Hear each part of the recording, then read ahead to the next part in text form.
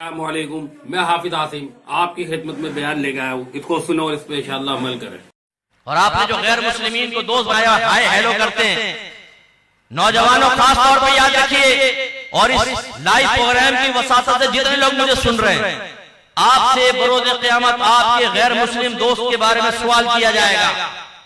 वो सवाल ये होगा कि तुम इतने अरसे गैर मुस्लिम के साथ रहे, तुमने एक बार भी इसको इस्लाम की दावत दी, इसे अपने नबी का कलमा पढ़ाने के लिए करीब किया, तुमने ऐसा तर्ज अमल इख्तियार किया कि तुम्हारे तर्ज अमल से, अखलाक से, गुफ्तगू से मुतासर होकर ये इस्लाम की तरफ माइल हो जाता, या तुमने इसके साथ सेक्स चैट किया, तुमने इसके साथ आइडिया शेयर किए किस तरह लड़की को फंसाना चाहिए, उससे लिंक्स मांगे, कोई खराब वेबसाइट का लिंक दो मुझे ताकि वहां जाके मैं अपनी आखिरत की बर्बादी का सामान करूं।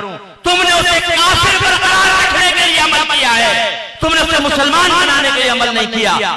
तो क्या मतलब आपको छोड़ दिया जाएगा मैदान माशर में? आपकी सख्त गिरफ्त होगी, याद रखें।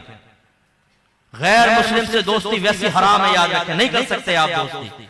कुरान की मुतअद्दिद आयात मौजूद है, अल्लाह ने मना फरमाया है। आप ना सिर्फ दोस्ती करते हैं, ना सिर्फ गुनाह में शरीक होते हैं, ना सिर्फ अपना तर्ज अमल ऐसा दिखाते हैं कि वो कहे कि अगर यही मुसलमान है तो भाई फिर तो हम गैर मुस्लिम बेहतर है। एक साहब ने मुझे कहा, मुफ्ती साहब आप मुसलमानों में तो तबलीग फरमा रहे हैं, जाके काफिरों में तबलीग करें ना। मैंने कहा पहली बात तो ये कि आपको क्या मालूम मैं कर रहा हूं कि नहीं कर रहा हूं, पहली बात। दूसरी बात ये, मैंने कहा मुझे जरा ये बताओ अगर मैं काफिरों में तबलीग करूं और उन्हें कहूं मुसलमान हो जाओ, हमारे नबी का कलमा पढ़ो, हमारे नबी कामिल, उनकी तालीम कामिल, जो नबी करीम से वाबस्ता होता है वो भी कामिल हो जाता है, यही कहूंगा ना भाई। और जवाब में वो काफिर ये कहे कि पहले अपने मुसलमानों को समझाओ जो तुम्हारे मुसलमान के घराने में पैदा हुए हैं और वो अपने नबी की बात मानने के लिए तैयार नहीं। उन्होंने खाली कलमा पढ़ा है लेकिन इसके बाद अपने नबी के तरीके पर चलने के लिए तैयार नहीं। जाके पहले उन मुसलमानों को तो मुसलमान बनाओ। मैं क्या जवाब दूंगा, मुझे बताइए। आज हमारा नौजवान खास तौर पर और घर के बहुत से सरपरस्त दीन की तालीम की उनके बारे में सामने बातें करो, मुंह बन जाता। दाढ़ी का कहो, इल्म दीन का कहो, नमाजों का कहो, गुनाह छोड़ने का कहो, रिज़्क़ हलाल कमाने का कहो, यूं देखते हैं ऊपर से नीचे जैसे हम पागल हैं, हम बेवकूफ हैं, हम बुद्धू हैं। बात गुस्से हो जाते हैं, बात कहते हैं जी अपने कब्र में जाना है, हमने अपने कब्र में जाना है। अपने नबी की बातों से इतनी नफरत, अपने मजहब इस्लाम से इतनी बेजारी, अपने अल्लाह के अहकाम से इतना ज्यादा अदम रग़बत के पीछे फेंक दिया और अब मुसलमान बनने के लिए तैयार नहीं, नबी के तरीके से चलने के लिए तैयार नहीं। ये हमारी हालत, हमने नुकसान पहुंचाया मजहब इस्लाम को।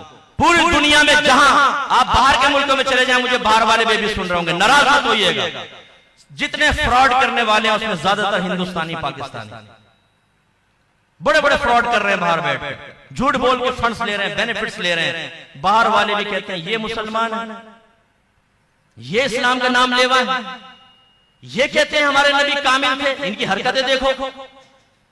और मैंने जब बाहर जाके इस किस्म का बयान किया कि आप धोखे और झूठ से काफिर से भी बेनिफिट नहीं ले सकते, आप यकीन करें कुछ लोग मुझसे नाराज हो गए, वहीं झगड़ना शुरू हो गए एक बाबा को।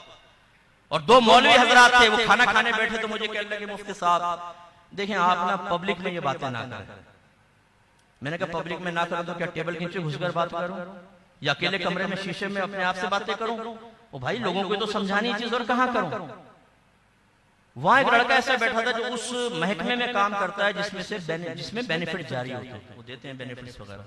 बाद में उसने बताया मुफ्ती साहब ये दो मौलवी भी झूठ बोल के बेनिफिट ले रहे थे, इसलिए आपको कहते हैं पब्लिक में बातें ना करें। ये हमारे मुसलमानों की हालत। पूरी मार्केट में बाद औक़ात सबसे ज्यादा करप्ट वो दुकानदार होता है जिसकी दाढ़ी होती है और माथे पे नमाज का निशान होता है, बाज़ औक़ात, हमेशा नहीं। हमारी अम्मी तो अक्सर लुट के आकर ये कहती थी अकमल मैंने तो दाढ़ी पर एतमाद करके उससे लिया, कमबख्त ने मुझे झूठ बोल के चूना लगा।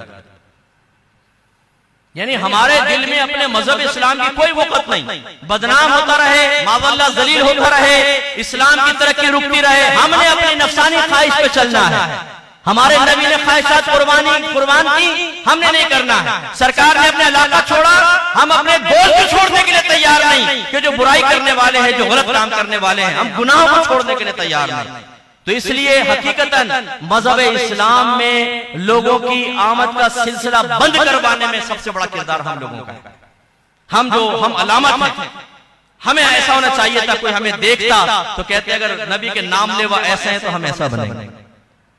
हमारा अखलाक इतना प्यारा होना चाहिए, हमारा किरदार इतना नफीस होना चाहिए, हमारी गुफ्तार इतनी साफ सुथरी होनी चाहिए। लेकिन हमारी हालत ये